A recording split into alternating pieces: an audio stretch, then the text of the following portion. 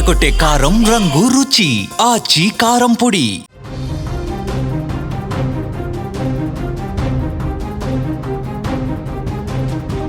మధ్యప్రాచ్యంలో యుద్ధం మొదలైందా? అగ్రరాజ్యం సహనం నశించిందా? తనపై హత్యాయత్నానికి కుట్ర జరుగుతోందన్న సమాచారంతోనే అమెరికా అధ్యక్షుడు ఇంతలా విరుచుకుపడుతున్నారా? నన్ను టచ్ చేస్తే ఒక్కరు బతకరు, మ్యాప్లోనే లేకుండా మసి చేసేస్తా అని ట్రంప్ ఇరాన్ను హెచ్చరించడం వెనుక ఉన్న అసలు కారణం ఏంటి? తన ప్రాణాలకు ముప్పు పొంచి ఉందన్న నిఘా వర్గాల హెచ్చరికలే ట్రంప్ను ఈ స్థాయి రౌద్రానికి పురుగొలిపాయా?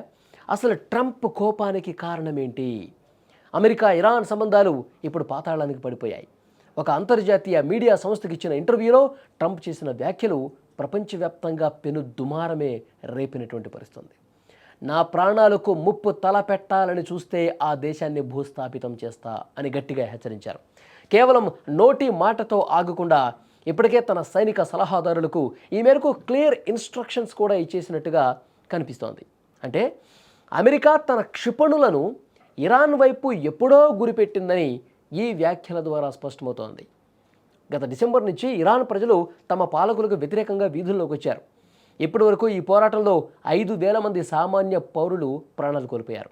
మరో 26,000 మందిని జైళ్లలో బంధించారు. ఈ నిరసనలు అణిచివేసేందుకు ఇరాన్ ప్రభుత్వం కర్కశంగా వ్యవహరిస్తోందని ట్రంప్ ఆరోపిస్తున్నారు. ఖమేనీ సుదీర్ఘ పాలనకు కాలం చెల్లిందని ట్రంప్ పరోక్షంగా పిలుపునిచ్చారు. ఇరాన్ ప్రజలకు కొత్త నాయకత్వం కావాలి, ఈ పాతకాలపు పద్ధతులు ఇక సాగు అన్నది ట్రంప్ వాదన. దీనికి ఇరాన్ కూడా అదే స్థాయిలో కౌంటర్ ఇస్తోంది. తమ దేశం జోలికి వస్తే సహించేది లేదు అంటూ, మా నాయకుడిని టార్గెట్ చేస్తే అమెరికా మూల్యం చెల్లించుకుంటుంది అంటూ హెచ్చరిస్తోంది. అంతేకాదు, కొన్ని రోజుల కిందట ఇరాన్ ప్రభుత్వ టీవీలో అమెరికా అధ్యక్షుడు డొనాల్డ్ ట్రంప్ను ఉద్దేశించి ప్రత్యక్ష హత్య బెదిరింపు రావటం ప్రపంచవ్యాప్తంగా కలకలం రేపింది. 2024 జూలై 13న పెన్సిల్వేనియాలో ట్రంప్పై జరిగిన హత్యాయత్నం ఫోటోను ప్రసారం చేస్తూ ఈసారి గురి తప్పదు అనే పర్షియన్ క్యాప్షన్ను కూడా జోడించడం ప్రపంచవ్యాప్తంగా దుమారమే రేపింది. దీనిపై ట్రంప్ అగ్గి మీద గుగ్గిలమవుతున్నారు. రెండు దేశాల మధ్య మాటల తూటాలు పేలుతున్నాయి. ఇవి కాస్త ఎప్పుడు క్షిపణుల యుద్ధంగా మారతాయా అన్న ఆందోళన ప్రపంచ దేశాలని కలవరపెడుతోంది. ఈ సమయంలో నా జోలికొస్తే ఇరాన్ను మసి చేసేస్తా, ఇరాన్ను ఇక ప్రపంచ పటంలో లేకుండా చేస్తా అనే ట్రంప్ కామెంట్ చేయడం అంతర్జాతీయంగా తీవ్ర చర్చనీయాంశమైంది. ఇక ఉద్రిక్తతలు కేవలం రెండు దేశాలకే పరిమితం కావు. ఒకవేళ స్టార్ట్ అయితే రెండు దేశాల మధ్య ఉండదు. ఇరాన్పై అమెరికా ఒకవేళ దాడి చేస్తే కనుక ప్రపంచవ్యాప్తంగా ముడి చమురు ధరలు ఆకాశాన్ని తాకుతాయి.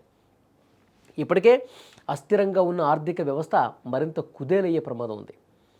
ఐరాసా కూడా శాంతి చర్చలకు ప్రయత్నం చేస్తున్నప్పటికీ ట్రంప్ దూకుడు చూస్తుంటే ఆయన వెనక్కి తగ్గేలా కనిపించడంలా.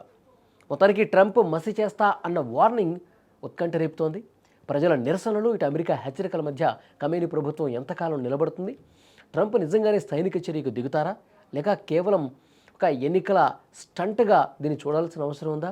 వీటన్నిటికీ సమాధానం భవిష్యత్తులో తేలుతుంది. కానీ ట్రంప్ ఈ విధమైనటువంటి వ్యాఖ్య చేశారంటే ఆయన పూర్తిగా ఒక ప్లానింగ్తో ఉన్నట్టుగా మాట్లాడాల్సినటువంటి పరిస్థితి ఉంది.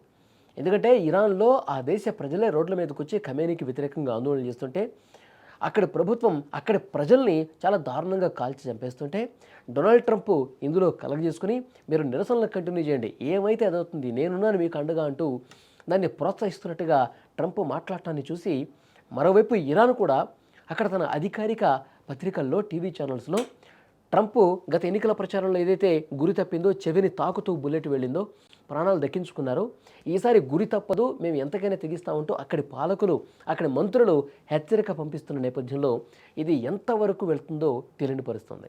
డొనాల్డ్ ట్రంప్ కూడా పూర్తిగా ఇక నా ప్రాణాల మీదకు వచ్చింది అంటే ఇరాన్ అనేది పూర్తిగా మాడిపోతుంది, మసైపోతుంది. ఆ దేశంలో ఒక్క బిల్డింగ్ కూడా, ఒక్క మనిషి కూడా ప్రాణాలతో ఉండడు, సర్వనాశనం చేస్తాం, పాతాళానికి ఆ దేశాన్నే పూర్తిగా తొక్కేస్తాం అని చాలా తీవ్రమైనటువంటి హెచ్చరిక పంపిన పరిస్థితుంది. ఇప్పుడు ఈ రెండు దేశాలే కాదు, మొత్తం ప్రపంచ దేశాలన్నీ కూడా ఇప్పుడు ముస్లింకి సంబంధించినటువంటి కంట్రీస్, గల్ఫ్ కంట్రీస్ ఏవైతే ఉన్నాయో వాటిలో చాలా వరకు ఇరాన్కి మద్దతు తెలిపే అవకాశం ఉంది. ఒకవైపు అమెరికా నిజంగా కథన రంగంలోకి దిగితే, ఇరాన్ మీద పూర్తిగా విరుచుకుపడితే దాన్ని ఇంకా ఊహించడం కష్టమవుతుంది. మూడో ప్రపంచ యుద్ధానికి దారితీసే పరిస్థితి ఉంటుంది. అంత దూరం వెళుతుందా? మరోవైపు ట్రంప్ వ్యవహారాలు రోజు రోజుకి మితిమీరినటువంటి వ్యాఖ్యలు అక్కడి నుంచి వాళ్ళ చర్యలు కనిపిస్తున్నాయి. ఎందుకంటే గ్రీన్లాండ్ని లాక్కుంటామని చెప్తా ఉన్నాడు డొనాల్డ్ ట్రంప్. తర్వాత ఈరోజు ఇంకొక చాలా స్పష్టమైనటువంటి ప్రకటన, గ్రీన్లాండ్కే పరిమితం కాలేదు, అమెరికాని ఇంకా చాలా బలమైనటువంటి అమెరికాగా మార్చడం కోసం తమ దేశ ప్రజలు తమ దేశానికి సంబంధించిన రక్షణ కోసం అవసరమైతే ఇంకా కొన్ని దేశాలను కూడా మేము కలుపుకుంటామని కూడా ఆయన మాట్లాడుతూ ఉన్నాడు. సో ఇది ఎంతవరకు దారి తీస్తుందో తెలియదు, కానీ ట్రంప్ కేవలం ఇట్లా డైలాగ్ వరకే పరిమితం అవుతాడా, నిజంగా యుద్ధం చేసే పరిస్థితికి వెళ్తాడా? ఒకవేళ అలాంటి పరిస్థితి వెళ్తే ప్రపంచంలో ఏ దేశం స్టాండ్ ఏ విధంగా ఉంటుందని కూడా అర్థం కాని పరిస్థితుంది. చూద్దాం భవిష్యత్తులో. ట్రంప్ నిజంగా ఆయన వ్యవహార శైలి చూస్తుంటే నాకు మళ్ళీ నేను అధ్యక్షుడిని కాదు, అమెరికాకు సంబంధించి ఎవరైనా సరే 2 సార్లు మాత్రమే అధ్యక్షుడిగా ఉండే అవకాశం ఉంది, ఇది రెండోసారి, ఇంకా 3 సంవత్సరాల్లో కంప్లీట్ అయిపోతుంది, ఈ 3 ఏళ్లలోనే నేను ఏదోటి చేసేయాలి, నా పేరు చిరస్థాయిలో, అది గుడ్డా బ్యాడా అవసరంలా, అమెరికాకి ఏది మంచో అది నేను చేస్తా, ఎంతవరకైనా వెళ్తా, ఎంత హింస అయినా చేస్తా, అదే ధోరణితో ఉన్నాడు. సో డెఫినెట్గా ఆయన అన్నంత పని చేసే అవకాశం ఉంది, ఎందుకంటే టారిఫ్లు మనం చూస్తా ఉన్నాం.